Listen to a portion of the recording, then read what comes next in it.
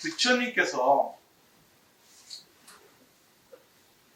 당신이 출가하기 전에 있었던 일대기를 여러분들 기억나십니까? 부처님께서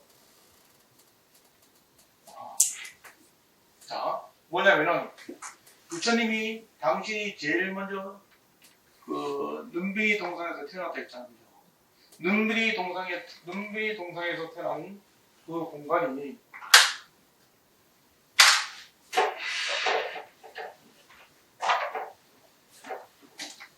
그러니까 당신이 태어난 이 공간, 생이라는 것은 태어났다는 뜻입니다. 그러면 부처님께서 태어난 곳이 어디냐?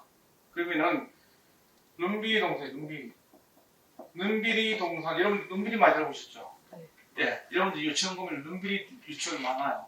왜냐면 부처님께서 최초로 당시에 태어난 그 동산이 있는데 그 동산을 눈비리라 해서 전국에 있는 사찰 거의 대부분이 눈비리 동산. 눈비리 동산은 뭐예요? 유치원, 어린이집 이렇게 많이 활용하고 있죠.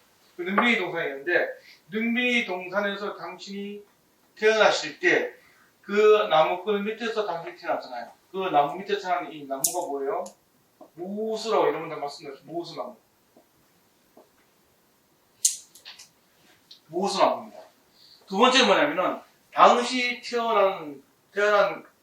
태어나자마자 당신이 하늘과 땅, 그래서 뭐예요? 천상천하 유화덕종.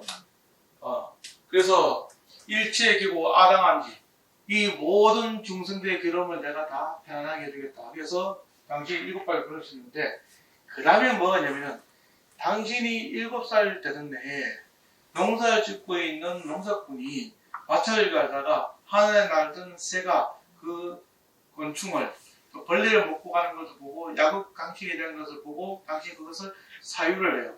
그 당시에 7살 때 당신이 앉아서 사유했던 그 나무가 뭐냐면은 연구수 나무예요. 연구수 나무. 이거 7살 때 얘기하는 거예요. 여기는 태어날 때예요.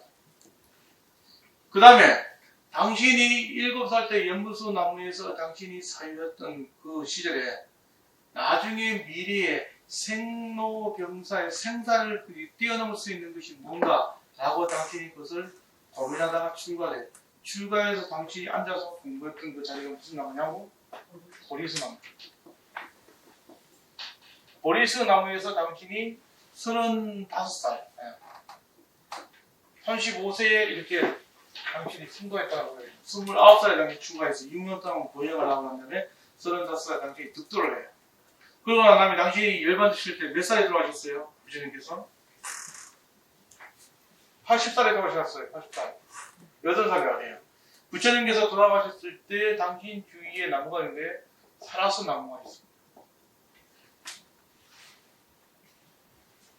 일단은 나무에 대한 얘기한다면은 당시 태어났을 때 무수 나무가 있었으며 7살 때 연무수 나무가 있고 그 다음에 35살에는 보리수 나무에 당시 승도를 해요. 승도를 한다고요. 여기서는 이거 고뇌를 하는 거고 그래 여기서 일반 주식이 뭐예요. 그래서 이 내용들에 대한 걸 가지고 불교에서 뭐냐면 여러분들 나중에 찾아가시면 팔상성도가 있어요.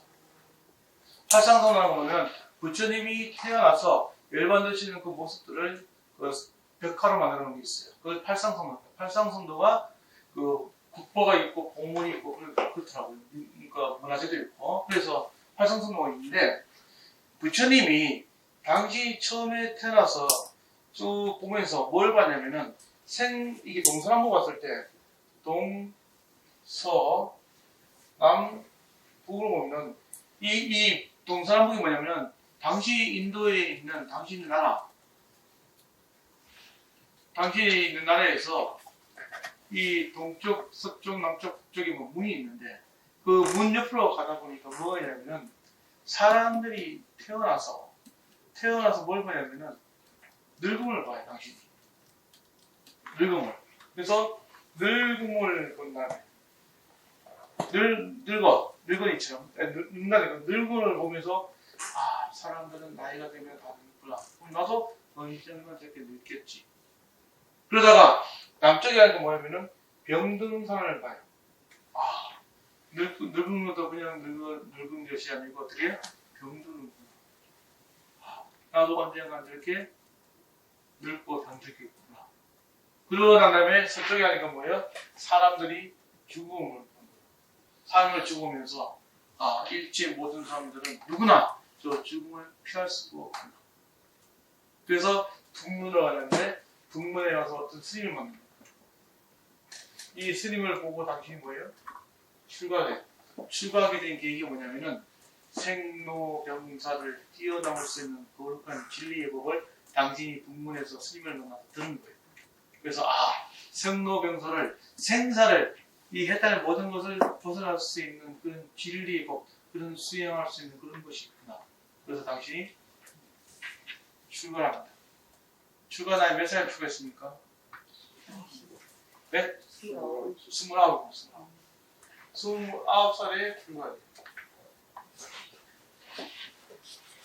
근데 이 얘기를 이제 이 나이를 왜 얘기하냐면은 부처님이 몇 살에 이런 내용들이 늘 끊임없이 나오는 것이 아니라 그 나이에 어떤 공부를 했는지 그게 또 나오거든요. 무슨 얘기냐? 7살 때 당신이 농경지 사이에서 당신이 그 연구소 밑에서 고뇌하고 있는 이 자리가 사실 초기 불교 공부하는 스님들이나 학자들이 저 당시에 특히 당시 고민하고 고뇌하고 있는 그 선정의 위치가 어느 정도 위치다라고 자기들 만드는 책임진 내용이 있어요. 그래서 여러분들 나중에 이걸 봐야 되고요. 그 다음에 35살에 부처님께서 벌써 나무에서 당시 성도했을 때 부처님이 가졌던 육신통이 있습니다. 육신통이 있는데 그 육신통 중에 세배표를 오면서 상명통을 하시는 그런 내용이 있습니다. 그것도 나중에 볼 필요가 있고. 그다음에 당신이 60살에 열반 들었을 때 그러면 당시 성도하고 이 열반 들었을 때 이 나이 45년을 당신은 어떤 것을 갖고 법을 펼쳤는가 그런 내용들에 대한 부분들을 여러분들이 이제 본격적으로 공부를 하셔야 되기 때문에 이게 제가 설명한 거고요. 그 다음에 여러분 혹시 중도라는 얘기를 들어보셨습니까?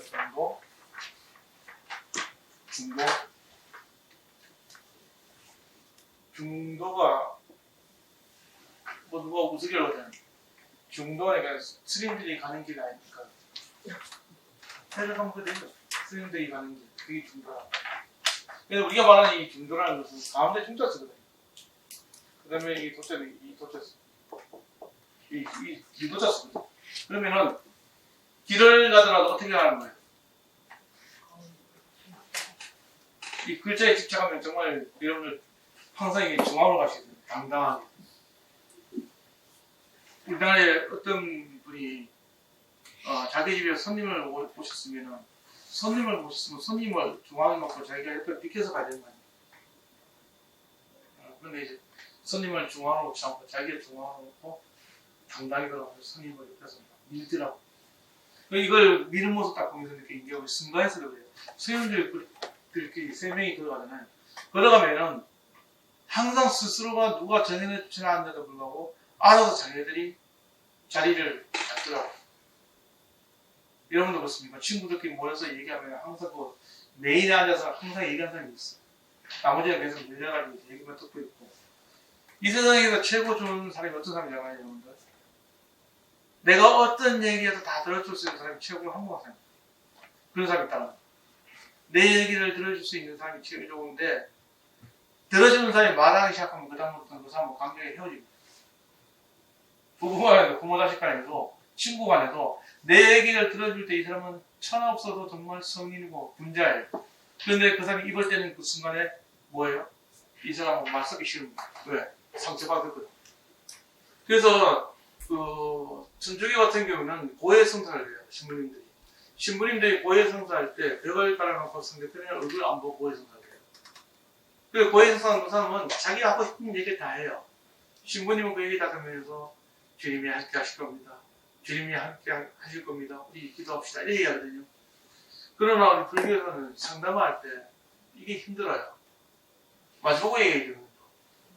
근데 이 상담하고 마주보고 있으면은 얘기를 끝까지 들어주면은 내가 힘들고 또 내가 저 사람 말 끊어서 그게 아닙니다 이렇게 얘기하면은 자기 얘기 안 들어준다고.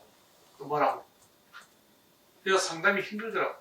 지금 말한 것처럼 이 중도라는 것도 우리가 보통 얘기하면 중도가 중간으로 가는 게 가도 잘하지도 못하고 못하지도 못하고 공부 너무 잘하면 잘한 만큼 피곤하고 공부를 너무 못하면 너무 못한 만큼 피곤하니까 어떻게 해요?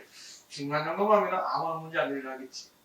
그게 중도다. 이렇게 이해할 수 있는데 불교에서 말하는 건 중도는 그게 아니고요. 어느 한쪽에 지나치게 치우쳐 있지 않는 것. 어느 극단, 보통 이제 양극단이에요. 양극단. 있으면은 여기 이쪽이 있고 이쪽이 있으면은 이 중간에서 어느 한쪽에도 치우치지 않는 거. 예를 들자면은 여러분들 기타를 치시는 분은 아시겠지만은 악기를 다루시는 분은 알겠지만은 기타 줄이 있으면 기타 줄을 느슨하게 하면 소리가 어떻게 돼요? 탁한 소리 나요. 그 소리를 빽 쪼아고 미는 소리가 어떻게 해요? 굉장히 시끄럽게 들릴 수가 있어요. 근데 적당히 맞추면 뭐예요? 소리가 알아서 맞춰요. 그런 것처럼 여기서 말하는 이 중도라는 것은 일상에서 우리 일어나고 있는 그런 삶에 있어서의 그 마찰이하고도 달라요. 사람들과 대화할 때 이 중도는 뭐냐면 저 사람이 얘기하고 있는 걸 무조건 내가 다 들어야 된다. 들어주는 게 중도가 이게 아니에요. 중도는 순간이 아니거든요. 뭐의 중도냐? 뭐예요? 여러분 따라가세요. 유무중도. 유무중도. 율무가 아니고 유무. 유무. 뭐예요? 한번 치면 있는 거고 여기는 없는 거예요. 그래서 유무. 있다, 없다. 사랑하는 사람하고 약속을 지키는 게 맞아야 맞아요. 불교에서 공부할 때는 이 유무라고 했을 때 자기가 갖고 있는 고집들 이래서 부처님이 계시다 또는 부처님이 안 계시다. 여러분 부처님이 계십니까 안 계십니까? 말 잘해야 되죠. 그게 왜 그러냐면은 요 내용이 일화 중에 하나가 선사님들 어록에 선사 어록에 보면은 개가 불성이 있습니까? 불성이 있습니까? 이렇게 물으니까 이제 불성이 없다 얘기해요. 그래서 얼마 지난 다음에 또 누군가한테 물어서 개가 불성이 있습니까? 없습니까? 불성이 없습니까? 불성이 없습니까? 그거 뭐라 그래요? 있다 얘기해요. 이게 무슨 얘기죠? 질문하러 가는 그 사람이 개가 불성이 있다고 생각하고 막 달려드니까 이 사람의 생각을 어떻게 깨기 위해서 없다 얘기해버린 거예요. 스님이. 그리고 얼마 뒤에 스님이 없다 했으니까 그러면 개의 불성이 있겠구나. 스님 개의 불성 없는 거 맞죠? 맞죠? 맞죠? 하면서 물은 거예요. 그때 뭐라 그래요? 있다. 이 얘기가 말하는 여기는 말의 수업 만드는 거예요. 어떤 내용이냐면 그것을 궁금해하고 있는 그 사람이 갖고 있는 집착하고 있는 그 생각을 깨버리는 게 불교예요. 중도라는 것도 그런 거예요. 내가 갖고 있는 고집된 부분들, 고집되어 있는 것을 거기에 막 밀어붙이는 거예요. 두 번째 뭐냐면 여러분들 거래 중도라는 말이 있습니다. 한번 따라해보세요. 거래 중도. 무슨 말입니까? 오고 간다는 거예요. 여러분들 오고 간 데 있어서 여러분들 오고 있는 거예요? 가고 있는 거예요? 주어가 빠졌죠. 그래서 오고 간다는 것은 불교적으로 봤을 때는 생사를 얘기했을 때 여러분들이 오고 있는 거예요? 가고 있는 거예요? 뭐예요? 어디를 가고 있는 거예요? 죽으러 가고 있는 거예요? 그럼 다음 생에서는 여러분들 뭘 얘기했어요? 다음 생에서는? 다음 생은 뭐 여러분들 뭐예요? 오고 있는 거예요. 그죠? 여러분들 지금 여기서 이 상태에서 죽으러 간다고 막 써있잖아요. 죽으러 간다는 이 시작이 끝이냐고요. 이 다른 세계에 있는 사람들이 뭐예요? 오고 있는 거예요. 요 얘기가 무슨 얘기냐면은 여러분들 가정에서 이 정량사 오실 때 여러분들 정량사에 오고 계십니다. 정량사에서 뭐예요? 여러분 정량사 가고 있는 거지만 정량사 입장에서 여러분들 오고 있는 거예요. 반대로 여러분들 입속 맞추려면 여러분들은 가고 있는 거지만 여러분 집에서 뭐예요? 오고 있는 거예요. 이 거래라는 것은 이 오부감에 있어서 생멸도 있어요. 따라해서 생멸 등록. 이 생멸도 그런 거예요. 내가 왔다, 내가 갔다, 태어났다, 또 내가 죽었다, 태어났다 죽었다, 태어났다 죽었다 한다면은 여러분들 1년 전에 피었던 그 꽃이 있어요. 자기 맘 앞에. 1년 뒤에 그 자리에 딱 꽃이 피었어요. 같은 꽃이에요? 다른 꽃이에요?